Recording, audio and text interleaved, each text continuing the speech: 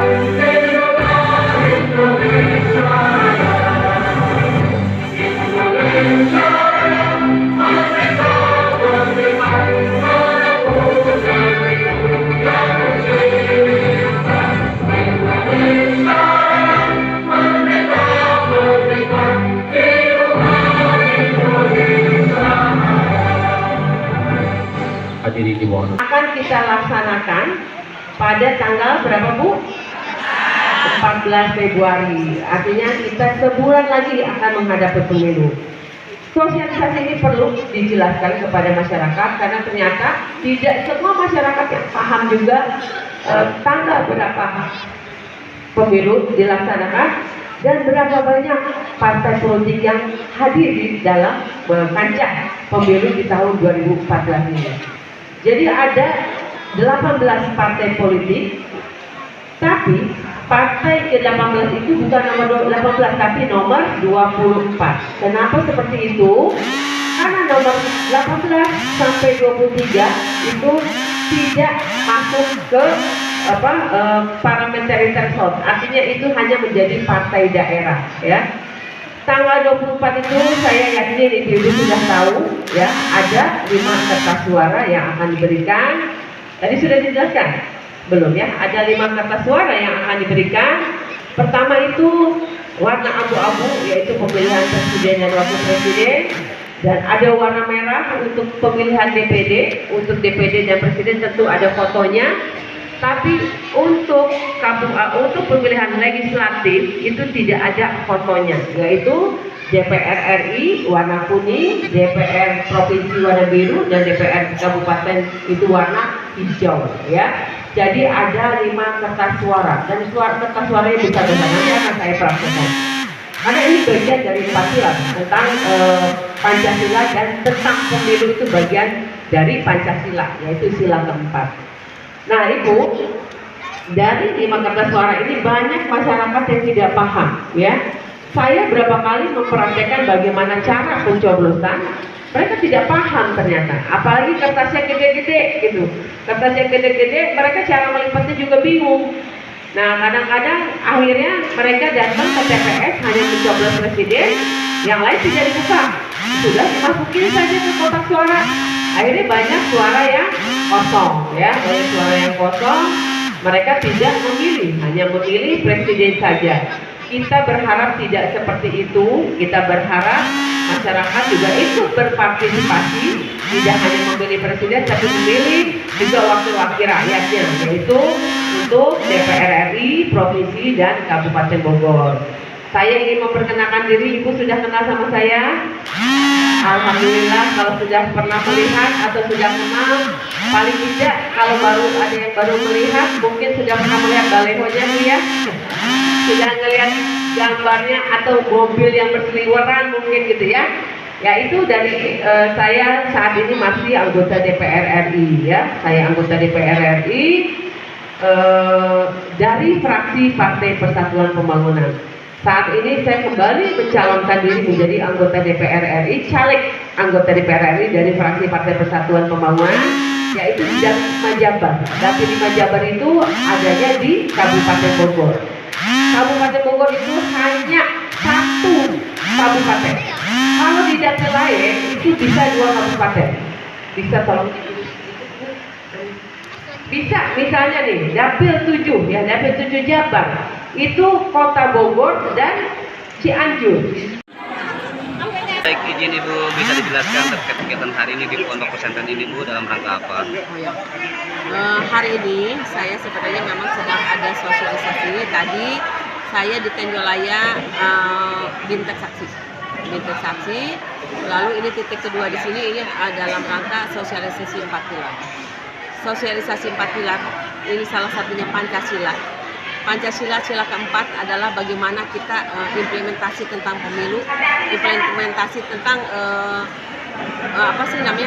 pemilu yang dilakukan 5 tahun sekali, dan itu harus saya sosialisasikan kepada masyarakat. Hari ini yang hadir, tadi ibu-ibu ketua majelis taklim tentunya punya jamaah banyak. Para jamaahnya itu ternyata setelah saya berkeliling banyak sekali yang belum paham bagaimana cara pencoblosan. Mereka melihat kertas besar-besar aja udah pusing. Mereka melihat besar-besar aja, apalagi 5 kertas yang harus mereka coblos. Berapa lama mereka harus ada di dalam TPS gitu. Saya sudah sosialisasikan. Saya coba dipanggil, pura-puranya ini ke TPS, dikasih 5 kertas suara. Itu rata-rata lebih dari 2 menit. Ada yang 7 menit gak keluar-keluar. Saya bingung nih kenapa gak keluar-keluar. Rupanya sampai dalam dia bengong. Dia gak ngerti bagaimana cara melipatnya lagi. Dia gak ngerti begitu banyaknya partai mana yang harus dipilih tanpa ada. Dia mencari misalnya nama saya, nggak ada ibu, foto ibu tak ada, dan dia berpikir itu ada fotonya dan sebagainya. Jadi sosialisasi ini perlu sekali, terutama ya selain pemerintah yang harus melaksanakan adalah para caleg-calegnya melaksanakan sosialisasi ini kepada masyarakat. Hari ini saya juga melakukan sosialisasi ini kepada ibu-ibu pimpinan majelis taklim yang akan diteruskan lagi kepada anggota-anggota majelis taklimnya atau jamaah-jamaahnya. Ya mudah-mudahan ini dapat terlaksana dan dapat implementasi ini dapat tercapai gitu. Pada tanggal 14 Februari masyarakat akan datang berbondong-bondong ke TPS, bukan hanya memilih presiden tapi memilih 5 ya, DPD, presiden, juga caleg-caleg baik itu DPR RI, provinsi maupun kabupaten. Karena pada pelaksanaannya banyak sekali masyarakat yang tidak paham, dia nggak mau pusing, dia hanya memilih presiden, setelah itu yang lain tidak dicoblos. Tapi bagaimana sekarang kita memberikan pemahaman politik kepada masyarakat, memilih legislatif juga itu sama pentingnya dengan memilih presiden. Seperti itu. Ya, baik Bu, dari arahan tersebut Bu, setelah Ibu mengadakan sosialisasi, respon dari jamaah yang hadir seperti apa Bu? Tadi saya melihat kalau ini mereka sudah paham ya, karena mereka memang sudah terbiasa memberikan arahan-arahan kepada para anggotanya. Mereka di sini alhamdulillah tadi kalau saya melihat mereka paham. Tapi kalau saya kepada masyarakat langsung selalu bilang liar. Ibu paham liar gak? Mulai liar, selalu liar gitu. Akhirnya saya bilang kalau memang liar ibu, ya udahlah, partai mana mau yang ibu pilih, coblos partainya aja, lambang partainya.